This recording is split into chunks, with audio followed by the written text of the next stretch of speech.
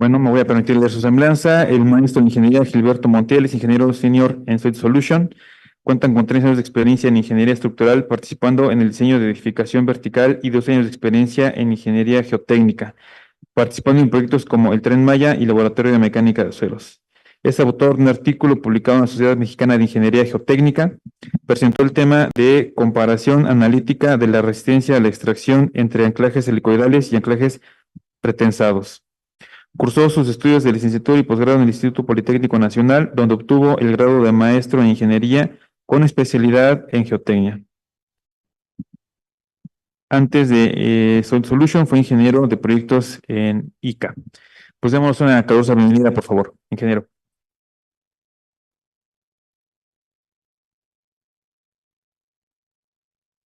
Bueno, hoy les voy a hablar de algo muy interesante que seguramente no han visto en la escuela.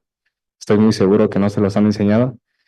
Y es algo muy interesante. Les voy a hablar sobre los pilotes helicoidales o anclajes helicoidales. Y el día de hoy les voy a presentar el título de estabilización de excavaciones mediante el uso de anclajes helicoidales. Y vamos a tener este contenido. ¿Qué es un anclaje helicoidal? ¿Cómo se instala? Vamos a ver un poco de teoría, tomando como título la resistencia ante extracción de un anclaje helicoidal y unos casos de éxito. Antes de explicar qué son, me gustaría hacer una mención de su inventor.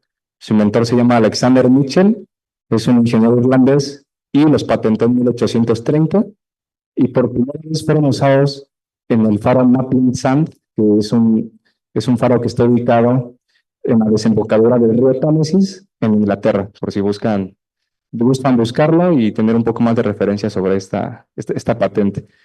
Y bueno, ¿qué son?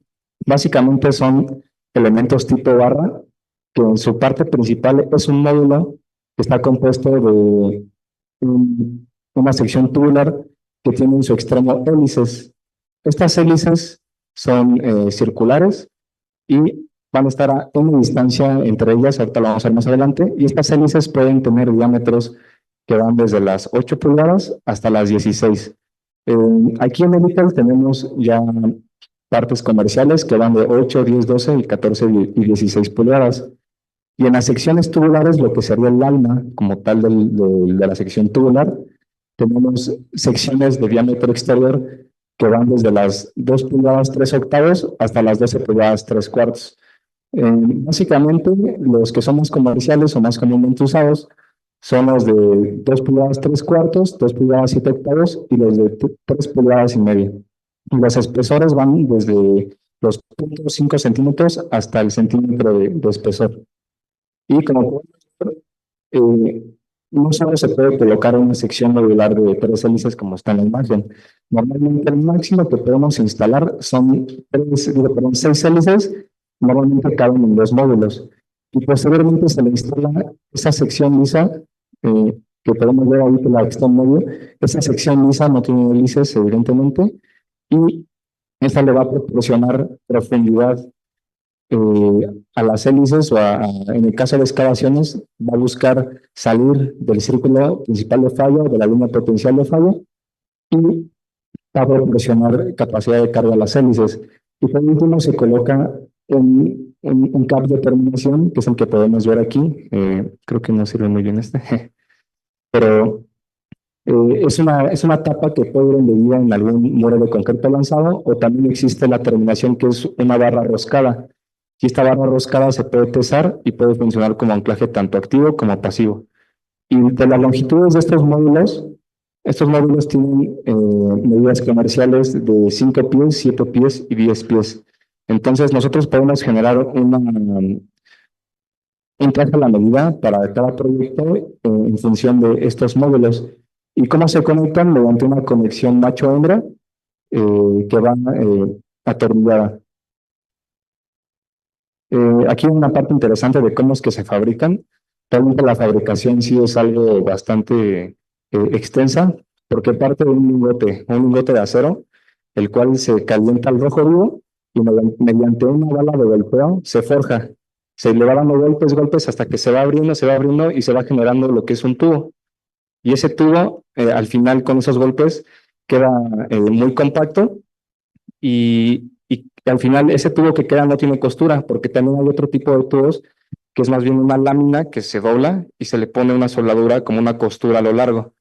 Ese tipo de tubos pues pueden ser susceptibles a ruptura por esa soldadura, ¿no? Entonces en este caso, por el tipo de fabricación, no tenemos ese problema. En esta parte, eh, esa parte de que se genera el tubo es la parte a gran escala que sale de rollos, bueno, longitudes y longitudes de tubos, y posteriormente se cortan y hay una pieza que se hace mediante torno, se va desgastando, que es la parte del pin. El pin es esta parte, que es la parte macho, y esa parte tiene todavía, es más resistente. ¿Por qué? Porque el tubo tiene un límite elástico del acero que trabaja 80 KSI, que es más o menos 552 megapascales, que es un límite elástico, pues, de un acero de muy alta resistencia. Y el pin, como es un acero todavía más resistente, de 107 KSI, más o menos 738 megapascales, es más resistente. ¿Por qué? Por las perforaciones que tiene para realizar la conexión, es que es más resistente por la pérdida de área que tiene. Al perforarlo, bueno, el área disminuye y por eso lo compensamos con el límite elástico. Y posteriormente ese pin que ya se fabricó, se tiene en bruto, mediante soldadura por fricción, como lo podemos ver en estas imágenes de arriba, es una rotación entre materiales, tienen que ser materiales iguales para que suceda la fricción, digo, la soldadura por fricción, y quedan unidos como una sola pieza. Y lo mismo sucede con el pin hembra, que sería esta parte. Igual se fabrica mediante torno igual de un lingote y se suelda o solda mediante fricción. Algo adicional que podemos mencionar una vez que tenemos los módulos fabricados es que se embeben en un baño de galvanizado de zinc en caliente, el cual le proporciona una protección ante corrosión, ya que muchas veces cuando nosotros hacemos diseños de pilotes o algún anclaje que no tiene protección ante corrosión, hay que hacer un análisis o un sacrificio de las áreas de acero por oxidación. En este caso esto no sucede porque tenemos una protección anticorrosión de este baño que les comento y está normado por la norma ASTM A123. Y es como una pintura básicamente y tiene un espesor de 4 a 6 micras, el que se fabrica aquí en Helical, y el requerimiento mínimo de la industria son 3 micras. Aquí hay una imagen de cómo es que sucede la soldadura por fricción. En este caso se puede ver en la parte interna, queda como una costura o una ceja por desgaste interna. Esa ya no la pulimos porque pues queda por dentro, pero por fuera sí queda una ceja que esa mediante torno pues se elimina.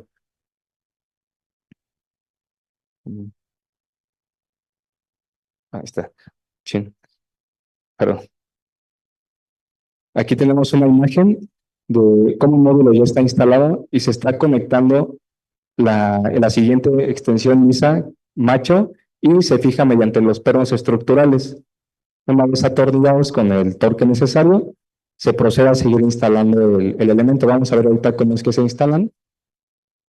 En el caso de las líneas de producción, tenemos líneas de producción en todo el mundo. Básicamente, los que fabrican los tubos madre es Jindal Steel Power, que es un fabricante de acero, y básicamente los que nos respaldan o nos dan los pilotes o anclajes helicoidales es Helical Anchors Inc., son los que básicamente nos dan soporte, y su planta principal está en Minnesota, Minneapolis, y en New Delhi, en India. Bueno, ya vimos que es a grandes rasgos un anclaje helicoidal, lo que es básicamente su forma, de qué está compuesto, y vamos a ver ahora cómo es que se instala. Para instalarlo, a diferencia de los anclajes convencionales que requieren pues lechadas para poder instalarlo, en este caso nosotros no requerimos ningún tipo de lechada, ni siquiera necesitamos de ningún fluido que que disminuye la temperatura al instalarlo, necesitamos de prebarrenación, como sucede en los anclajes convencionales de bulbo.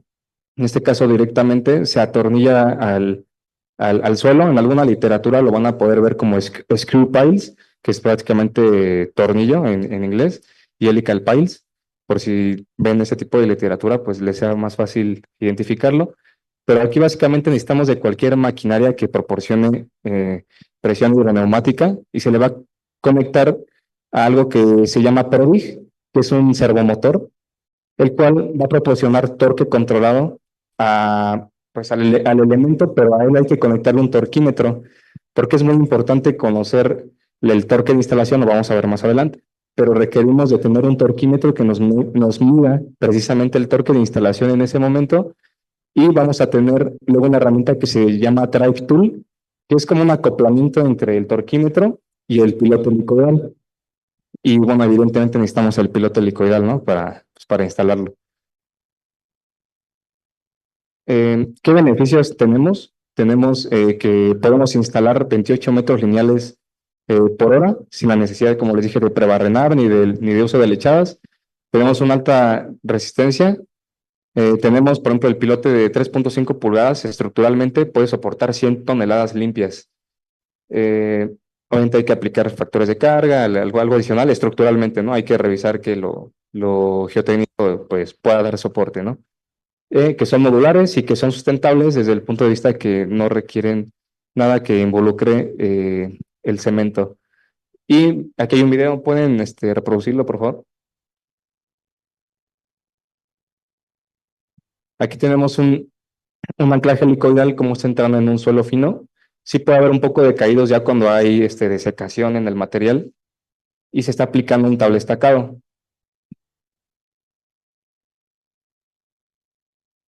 En los tablestacados hay veces que cuando se abre tanto el espaciamiento podemos llegar a requerir vigas madrina para dar soporte lateral.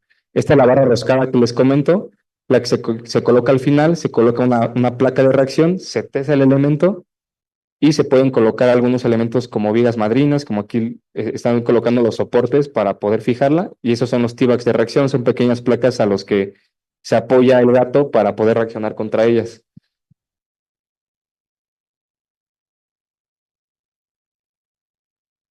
También en el caso de cimentaciones, también podemos inclusive instalar con bobcats de pequeño tamaño y podemos dar soporte a equipo pesado, turbogeneradores, plantas industriales y necesitamos medir el torque de instalación para no sobrepasar el torque que soporta el elemento estructural en sí. Si lo sobrepasamos, pues vamos a fallar ese elemento.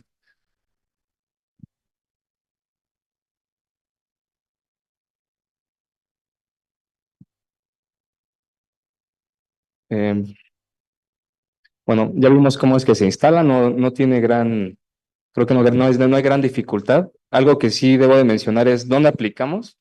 Aplicamos básicamente en lo que son suelos finos y suelos arenosos y solamente en algunos suelos con contenidos de grava no mayores al 25%.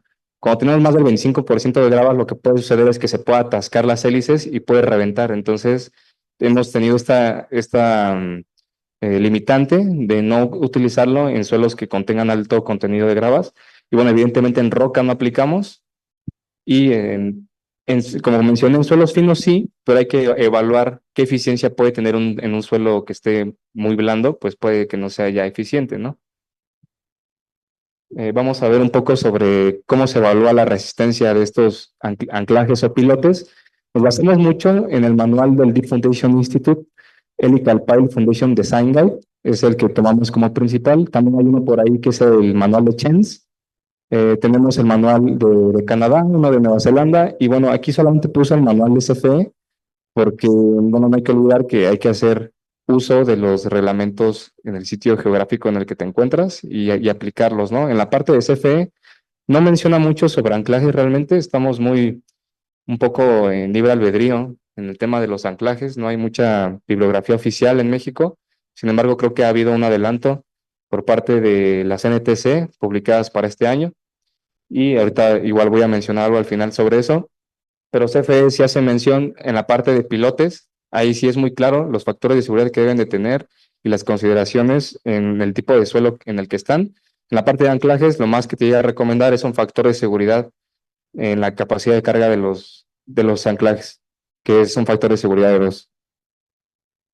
Tenemos básicamente dos formas de calcular o determinar la resistencia ante la extracción de los anclajes helicoidales. La primera es el método o modelo de corte cilíndrico propuesto por Besic. todas las ecuaciones de capacidad de carga que podemos ver de Bézic, de Meyerhof, de Terzaghi, pues están basadas en la teoría pues, de la plasticidad, básicamente, cuando ya tenemos deformaciones irreversibles. Sin embargo, no está ligada la parte de esfuerzo de formación. Sin embargo, evaluamos que es la falla, ¿no? En este tipo de casos, las capacidades de carga. Y lo que básicamente, ¿cómo es que funciona esta estimación? Es que entre la primera hélice que podemos ver en esta parte, y la última hélice, se va a generar una línea de falla y lo analizamos como si fuera una pila de suelo.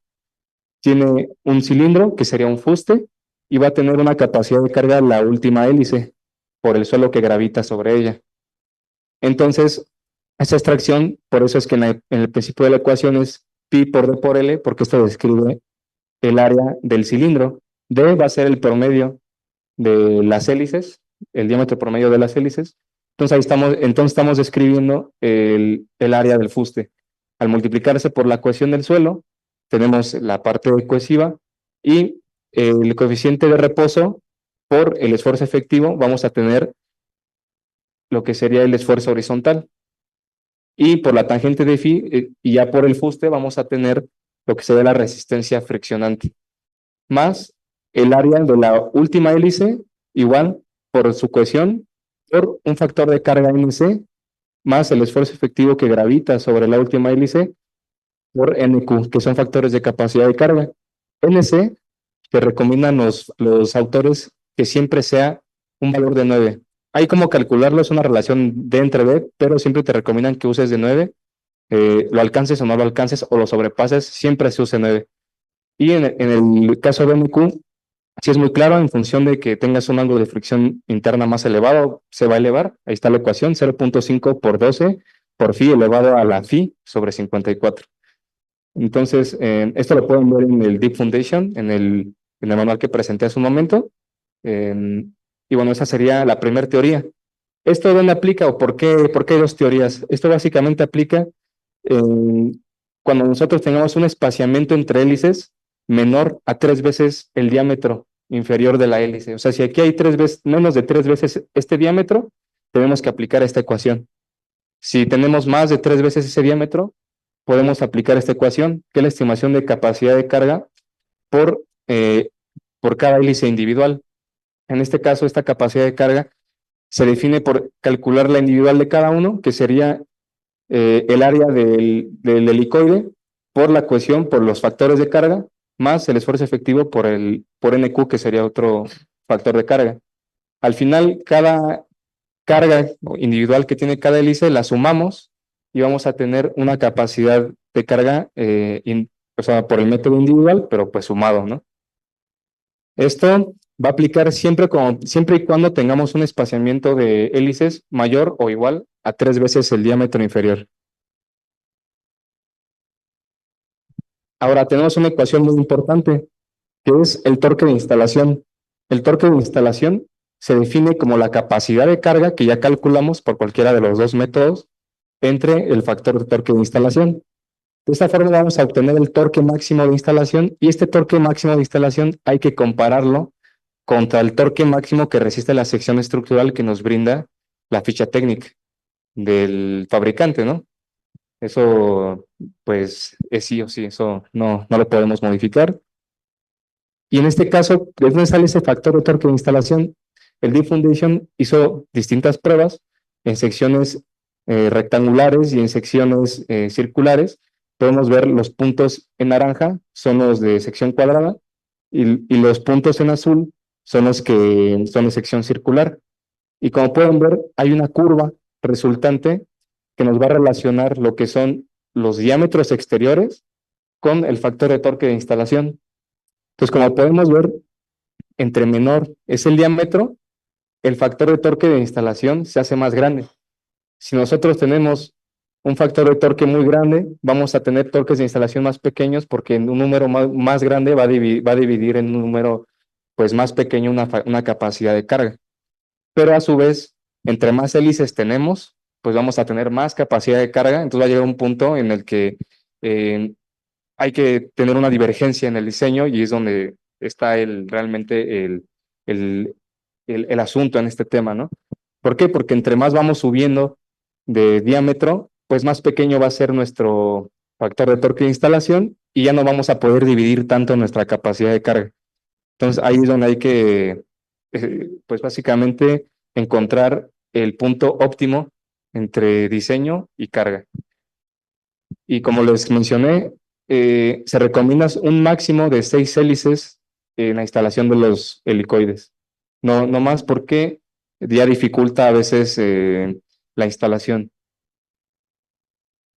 Después les voy a presentar algo interesante, cómo es que se valida las resistencias ante la capacidad de carga, y se hizo una modelación mediante método elemento finito y se modeló en una arena limosa, pero básicamente se le dio más valores de arena limpia. En este caso se usó el modelo constitutivo Moore-Coulomb, que es un modelo constitutivo elastoplástico perfecto, que se usa mucho para modelaciones crudas. Realmente para contenciones lo ideal es siempre usar Small Hardening Soil, porque cuando uno está en las fases de carga-descarga, tenemos descarga y descarga del suelo, y ese tipo de modelos es el que podría definir o predecir mejor el comportamiento de una excavación. Pero en este caso, cuando hacemos aproximaciones crudas, es mejor usar Moore-Coulomb para poder de ahí partir a qué modelo puede definir mejor el comportamiento de tu problema. Pero bueno, aquí usamos Moore-Coulomb, que es como lo básico, de donde vienen las teorías de hecho de capacidad de carga, y pues asignamos propiedades a esta arena prácticamente limpia, con un phi de 38 grados, módulo elástico de 25,000 kilopascales, un Poisson de 0.35 y un coeficiente en reposo para suelos, bueno, para arenas, básicamente, porque para suelos cohesivos cambia en función del grado de sobreconsolidación. Y para modelar lo que fue la hélice se utilizó, eh, como les comenté, el grado 80 KSI, que corresponde a un acero A1018 grado 80, el peso volumétrico de 78 kilonewtons metro cúbico, y el módulo de elasticidad digno, o bueno, más bien que compete al acero estructural, y un Poisson de 0.2. En este caso, se modeló una hélice de 10 metros de longitud con 3 hélices, 8, 10 y 12 pulgadas, y se colocaron las interfaces en el modelo. En este caso, el contacto suelo-acero debe ser un contacto al 50%, y se realizó el mallado del modelo, resultando bueno, el análisis se detiene cuando ya hay muchos puntos de plastificación. ¿Qué son los puntos de plastificación? Es cuando ya hay deformaciones irreversibles y se llega a la falla del modelo, que en este caso fue Moore-Coulomb, y podemos ver en este gráfico de temperaturas las deformaciones y los bulbos que se generan. Aquí se puede ver el esfuerzo en esta parte de la hélice que intenta extraer toda esta masa de suelo, y las partes que se concentran en el bulbo de cada centro de influencia de cada hélice. Este caso, esta imagen es de más de 3 veces el diámetro. En la imagen que es más corta se pueden apreciar cómo se juntan todos los esfuerzos, validando las teorías. Sin embargo, ya no quise meter tanto contenido, pero en esta imagen, que es la que van a apreciar mejor, en la línea naranja, en esta línea naranja, creo que ya no sirve esta. En la línea naranja podemos observar que esa línea corresponde a la fuerza máxima que puede desempeñarse en las hélices que tienen el espaciamiento mayor a 3 diámetros.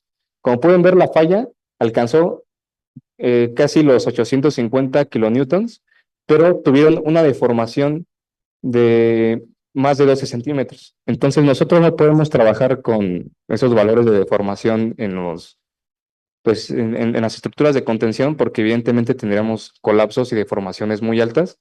Y de cierta forma, en los problemas de estabilidad de taludes, muchas veces usamos el equilibrio límite, el factor de seguridad pues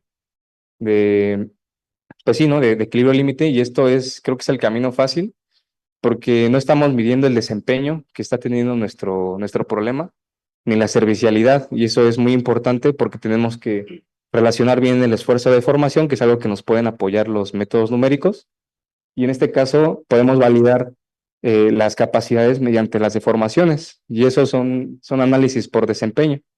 Entonces, en este caso, lo que vemos en la línea morada sería lo que nos daría la capacidad de carga que vimos hace un momento por capacidad de carga de hélice individual, que está arriba de los 400 kilonewtons. Y si comparamos nosotros el modelo de elemento finito, nos damos cuenta que nos da deformaciones de 6 centímetros.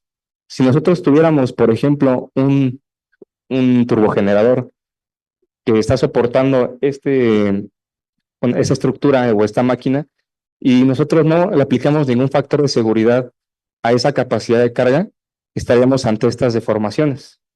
Pero si nosotros aplicamos un factor de carga mínimo de 2, por ejemplo, como lo estamos usando aquí, tenemos deformaciones un poco mayores a los 3 centímetros, lo cual a mí me parece muy adecuado para ese tipo de estructuras. Entonces, de esta forma, validamos que pues siempre hay que buscar tener una abertura de más de 3 veces el diámetro, ¿no? Para poder tener ese desempeño en capacidades de carga.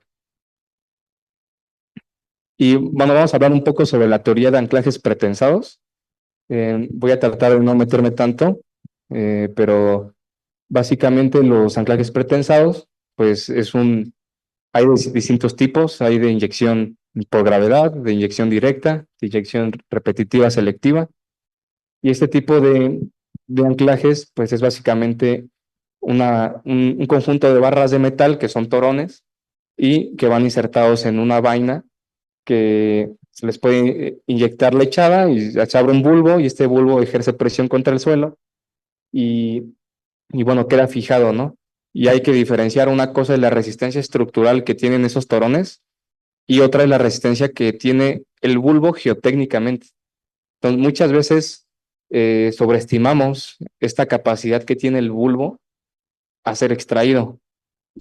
Y normalmente los manuales que tenemos en México, y por eso quiero hablarles un poco de esto, no están tan centralizados en lo técnico, simplemente te recomiendan que los falles y que saques la capacidad de carga de ellos.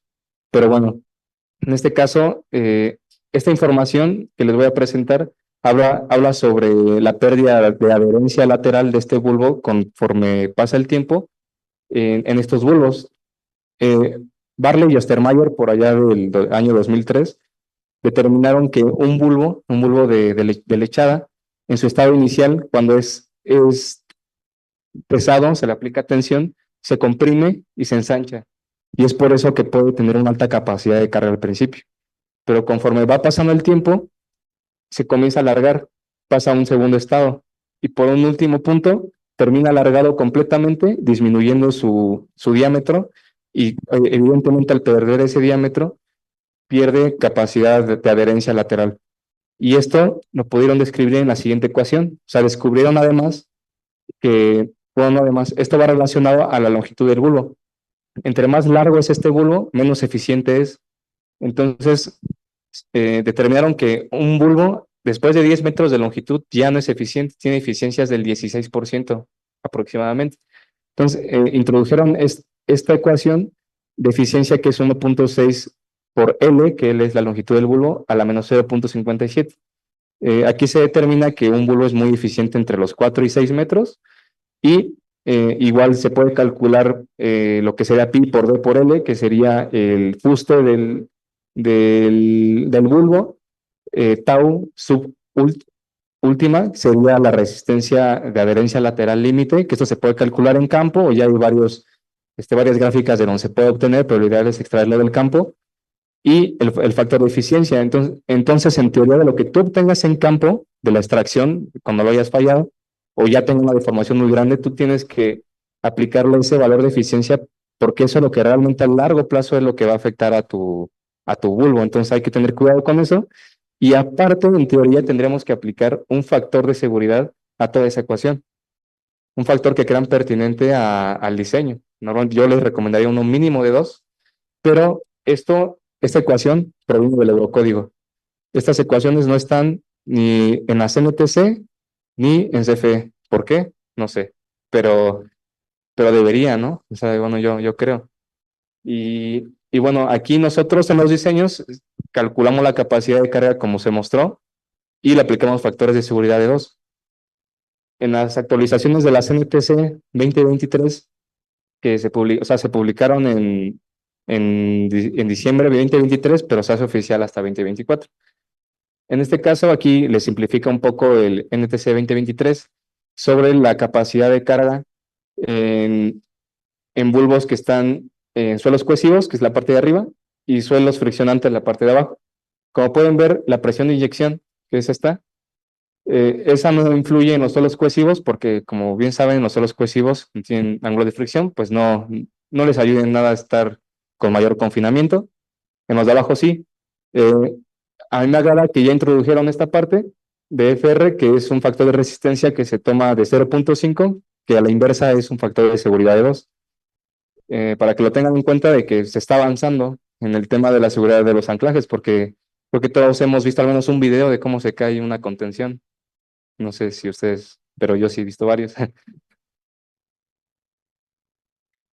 Para pruebas de carga o de capacidad, no hay igual mucha teoría de una norma específica de cómo fallar o extraer los anclajes.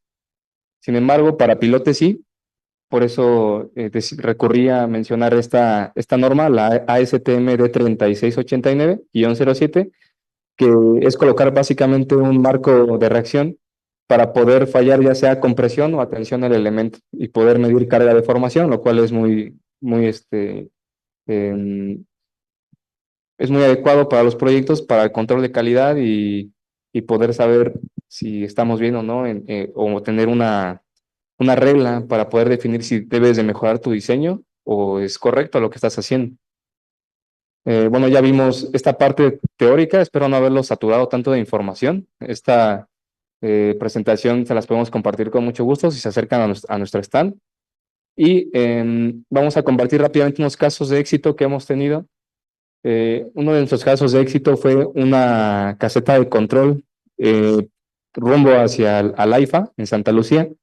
Tuvo problemas de asentamiento, se cimentó con zapatas, pero el problema aquí fue que, bueno, es un suelo bastante arcilloso, se comenzó a hundir de forma diferencial. Si se hubiera hundido de forma o asentado de forma uniforme, quizá no habría tanto problema, pero en este caso pudimos recimentar. Esa parte es padre de los helicoidales porque te permiten, no me gustaría decirlo, pero te permiten equivocarte. Y no por parte de nosotros, pero luego hay veces que, pues, por terceros puedes darles una solución.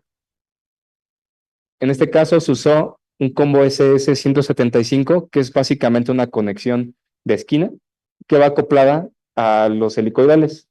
Y se usaron helicoidales de 3.5 pulgadas, se usaron 68 anclajes para poder recimentar esta estructura. Y la instalación promedio de los helicoidales fue de 12 metros de longitud. Tuvieron 3 hélices como arreglo.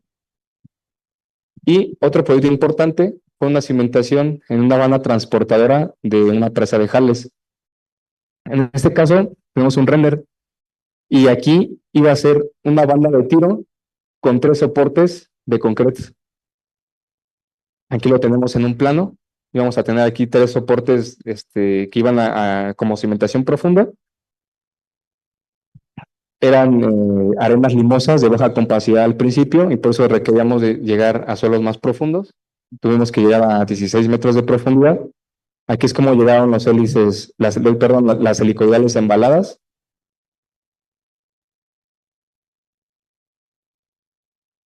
Tenemos la primera imagen realizando la instalación del primer apoyo. Se verifica la verticalidad. Sin embargo, eso no quiere decir que todos tengan que ir a 90 grados. Se pueden instalar también inclinados para poder soportar mejor cargas laterales.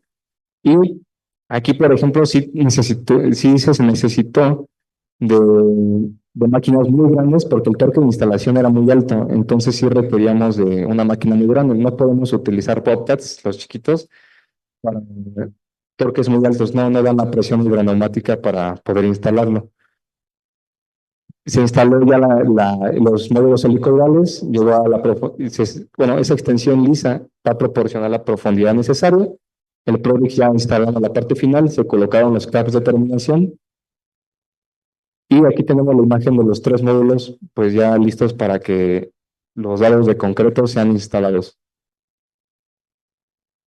Y tuvimos un problema que no pudimos llegar al torque de instalación, y es que no siempre la geotecnia es la verdad. A veces uno con las correlaciones que hace no logras llegar a las capacidades de cargas deseadas por X y cosa. A veces quiero pensar que a lo mejor el que hizo el SPT contó mal o algo hizo, porque pues a veces partimos de ahí, o a veces simplemente no todo es tal cual, ¿no? Entonces hay cosas que se salen de control y nosotros siempre llevamos el 10% de extensiones lisas adicionales para poder fijar o alcanzar esta capacidad de carga. Aquí hay un video, ¿lo pueden reproducir?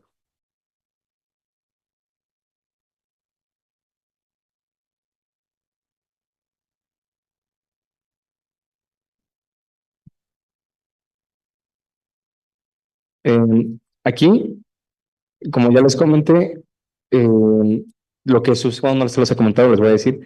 Lo que pasó es que por alguna razón operativa requerían recorrer la banda un apoyo hacia atrás, entonces eliminó un apoyo, por lo cual tuvimos que sacar los apoyos que ya se habían instalado, los helicoidales que se habían instalado, los tuvimos que sacar y reforzarlos en el nuevo apoyo que se estaba planteando. De esta forma, hubo solución al problema, al nuevo replanteo del proyecto y no hubo pérdida como tal del material, lo pudimos recuperar y reinstalar en donde ahora era necesario. Por eso les comento que es padre este sistema porque permite errores o rediseños o cambios en el diseño.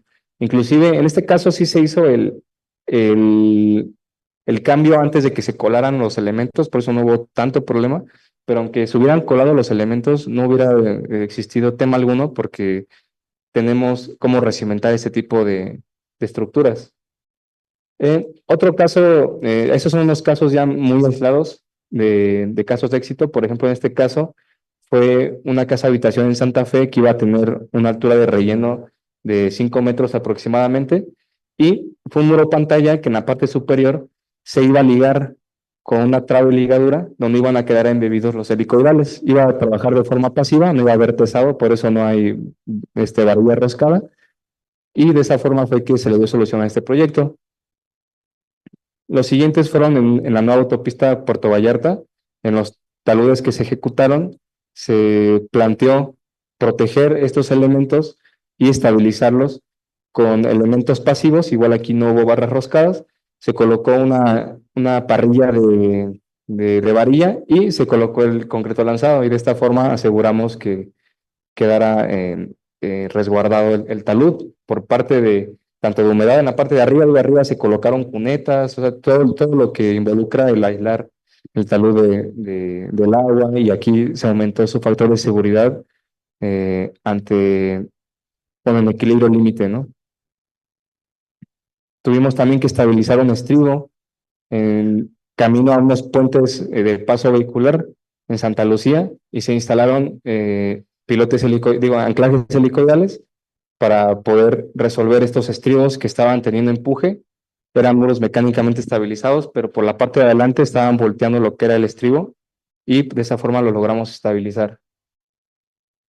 Y bueno, les presenté algunos casos de éxito y pasamos a la sección de preguntas. Espero no haya sido tan pesada la exposición y que les haya gustado y pues agradezco mucho toda su atención.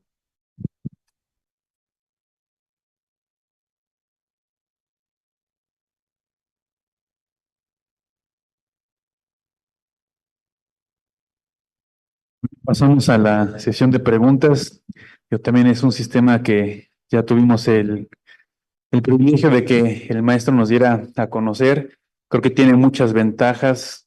Digo, creo que es el momento de preguntar. ¿Preguntas? Sí, gracias, señor Gilberto. Me queda una incertidumbre acerca del el momento en que nosotros vamos girando con la bicoidal. Hay una remoción del suelo Sí, en la parte central. sí, es correcto. Eh, ¿Cómo se está calculando entonces esta parte? ¿Es por fricción lateral en el elemento tubular central?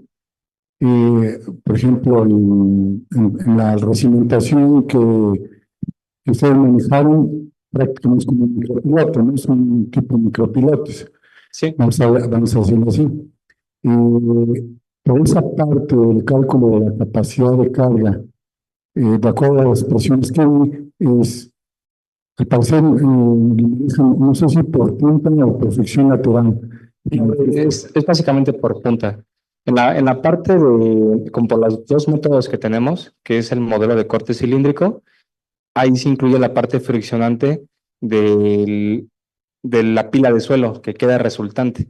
Esa es la parte que sí se analiza por fricción, pero si nosotros la analizamos por el otro método, que es cuando tenemos 3 veces el diámetro de espaciamiento entre las hélices, se calcula por únicamente la capacidad de carga de las hélices, que es como si tuviéramos una capacidad por punta, varias puntas sumadas. Ok. Entonces, en este caso, de hecho, la resistencia por fricción en el fuste nosotros la despreciamos como tal. O sea, cuando calculamos la capacidad de carga individual de cada hélice, a pesar de que hay un aporte de fricción lateral, nosotros sí la despreciamos para efectos de capacidad de carga, pero por ejemplo, para calcular el torque de instalación, sí lo determinamos, porque es una resistencia que se podía poner a nosotros al momento de instalar.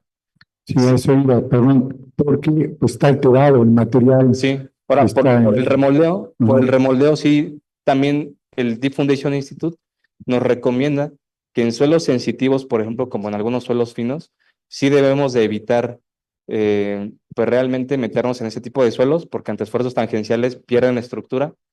Sí hay que tener cuidado con ese tipo de suelos, pero en suelos que no demuestren esa cualidad, esa propiedad, sí podemos afectar con un factor de reducción, que son factores por remoldeo, pero realmente esos factores afectan de forma inicial.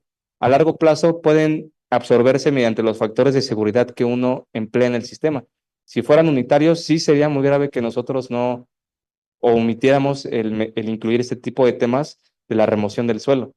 Pero en arenas limpias, en suelos básicamente que, por ejemplo, arena limpia básicamente, no tendríamos ese problema, porque a pesar de que podemos influir hacia un estado crítico las partículas de suelo, la idea es que esto no suceda, ya que se tiene que tener mucha historia por parte del suelo para saber en qué lado estamos, ¿no? De ese estado crítico, pero de forma general funciona, o sea, no, en arena limpia, al final el suelo va a volver a compactar el elemento y no tendríamos que considerar tanto eso. Creo que iría más hacia los suelos finos donde sí puede llegar a perder esa estructura y hay que tomarse a detalle, Ok. ¿no? Pero sí, sí es una parte importante. Entonces, es una suma de las puntuación de Sí, esas hélices, ¿no?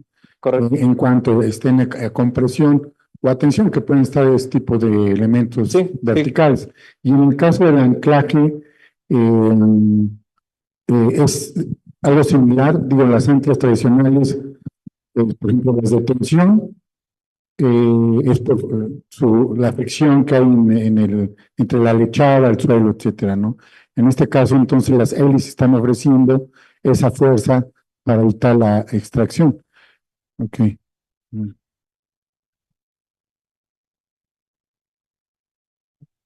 Pero si lo bueno, como lo vimos en las ecuaciones, básicamente la capacidad de carga de hélice individual es la misma capacidad de compresión que atención. Mm.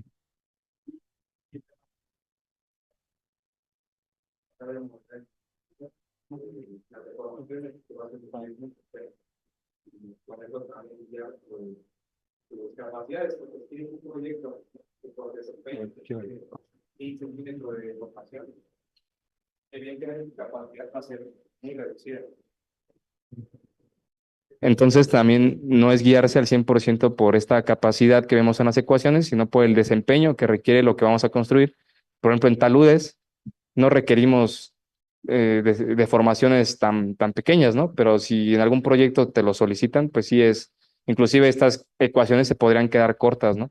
Tener espaciamientos muy cortos y eso sí, algo muy importante es que para que sea o funcione el sistema, el espaciamiento mínimo que debe de haber entre un pilote y otro o anclaje es de mínimo 5 veces su diámetro de la hélice más grande, porque si tú los acercas mucho, se van a traslapar los esfuerzos de las hélices y eso pues te tira todo el diseño, ¿no? O la eficiencia. Ok. Entonces, sí, todos esos puntos hay que congeniarlos. Y por último, entonces, este tipo de anclaje es un tipo de anclaje pasivo o activo, porque en el activo, en las anclas tradicionales, nosotros tensamos, hay una fuerza de tensión, Sí, ¿no? En este caso, estamos funcionando con anclas pasivas. puede funcionar de las dos formas. tenemos un elemento que se llama T-back de reacción. Este T-back es una placa que termina con una punta, con una rosca, y tenemos una placa. El gato va a reaccionar contra esa placa y contra la varilla roscada, y pues nada, se enrosca cuando ya se aplicó la fuerza de diseño y queda a la tensión que uno requiere. Obviamente esta tensión se puede perder a lo largo del tiempo, hay que volver a testar y es algo de mantenimiento, ¿no? Pero sí pueden funcionar como activo y como pasivo. Evidentemente no tienen esa cualidad como los torones, que pueden llegar a tensiones muy altas y alta deformación. Aquí lo que pasa es que se está jalando todo el sistema, básicamente. Entonces estás afectando directamente a la capacidad del helicoide y es lo que tienes que tener cuidado, porque no estarías a lo mejor ya tesándolo, sino llevándolo a la falla. Entonces hay que tener cuidado con esas cargas de tesado nada más. Sí, muchas gracias. Mm, ¿Alguien más? Ah, perfecto.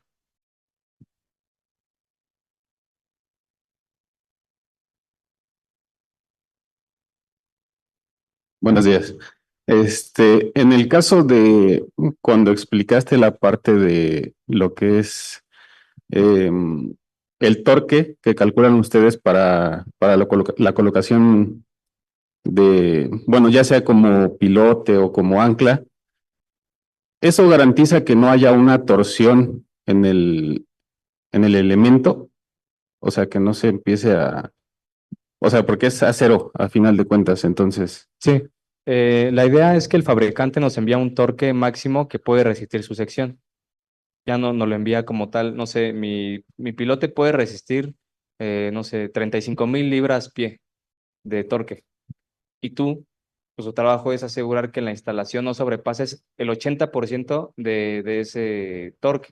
¿Cómo? Con tus hélices y tu sección que vayas a meter.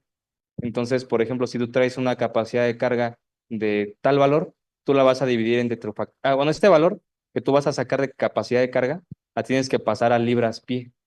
Si tú lo estás calculando en tonelada metro, digo, en toneladas tu capacidad de carga la tienes que pasar a libras. Y luego estas libras, tú las vas a dividir entre el factor de torque. Y estos factores de torque están calibrados para funcionar, o sea, aunque es adimensional, están hechos para trabajar en libras. Y estas libras pie que te van a resultar de ese torque de instalación tiene que ser menor al 80% del torque máximo que resiste la sección que te manda el fabricante. Ajá, mi pregunta va sobre todo porque al ser un elemento helicoidal, si tú lo ocupas como ancla, Sí, evidentemente lo estás tensando. sí. Si se excediera, digamos, ese torque o si el elemento presentara torsión al momento de su instalación, al hacer el tensado pudiera tener el efecto contrario, digamos, de, de ese torque que aplicaste. O sea, Bueno, digamos, perder sí. la tensión que ya tiene por dentro del elemento y evidentemente perdería la tensión de anclaje. Bueno, el elemento una vez que ya recibió el torque, ya se instaló y se deja de instalar, pierde el torque. O sea, no... No guarda ningún tipo de torsión el torque adentro del el torque elemento. no se mantiene. O sea, el torque se pierde. No es como en las, no sé, por ejemplo, en las conexiones metálicas, ¿no? Ajá. Que tú le aplicas un torque y ese torque se tiene que mantener a lo largo del tiempo. No es que castigue al elemento, sino que lo aprieta, ¿no? Ese es como funciona un elemento estructural cuando se atornilla, una pieza atornillada. En este caso, no mantiene ese torque. De hecho, el torque, una vez que tú lo desacoplas de la máquina, la sección deja pierde el torque, o sea, pierde Ajá. reacción, y ya al momento de que tú le metes el tesado, ese esfuerzo sí se mantiene. Claro, esa tensión también se puede ir perdiendo por la cedencia del suelo, no del material, sino del suelo, y hay que volver a tesar, pero no es que se mantenga el torque y aparte lo tensas, no es una torsión-tensión al mismo tiempo, o sea, esa de torque se pierde, básicamente. Y la idea de ese torque cuando uno lo instala es que estés en rangos elásticos en el material, porque si tú llegas a rangos elastoplásticos o plásticos, ya deformas irreversiblemente y sí reduces la resistencia del elemento. Entonces la idea es no llegar a estas deformaciones irreversibles en el material al torquearlo, ¿no? Al meterle torque, esa es la razón. Y bueno, otra duda con respecto a lo mismo. Al hacer la instalación en suelos que son puramente cohesivos, no sé si han llegado a presentarse a lo mejor el efecto que le dicen de congelamiento, ¿De o qué, sea, perdón? de congelamiento, cuando ya no es posible seguir introduciendo el material, como en el caso del... Sí, bueno, en el endurecimiento hay que Ajá. identificar que no tengas un suelo que sea así. Si lo tienes, pues sí vas a tener ese problema. Con la sensitividad hay que buscar no hacerlo. De hecho, en los suelos que son cohesivos, que presentan ese problema, se hace un prebarrenamiento más grande, inclusive al del pilote, porque si no, pues, como quien diría, se amarra y ya no entra, ¿no? Ajá, Pero sí, hay que tener cuidado en los suelos cohesivos por ese tema exclusivamente y podría llevarte a una no viabilidad del sistema. O ok, sea, también es válido desde nuestro punto de vista no venderte algo que no te va a funcionar.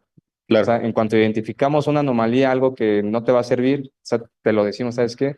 Esto no aplica para tu proyecto, pues lo siento, ¿no? Pero hay ok, muchas veces donde sí aplica, y todo está en luz verde y adelante, ¿no? O sea, nada más es que el cliente no quiera, ¿no? Pero sí, sí, es una buena observación lo de los suelos sensitivos y con endurecimiento, básicamente. ok, gracias. Sí.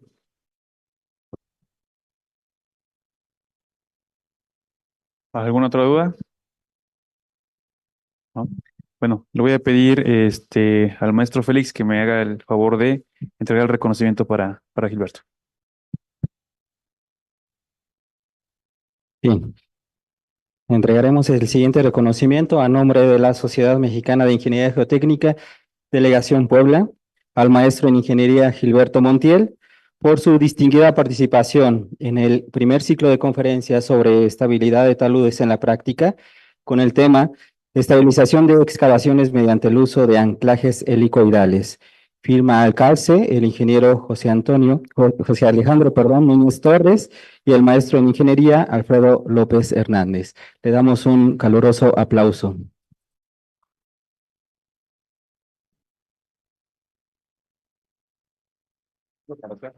Todo, ¿no?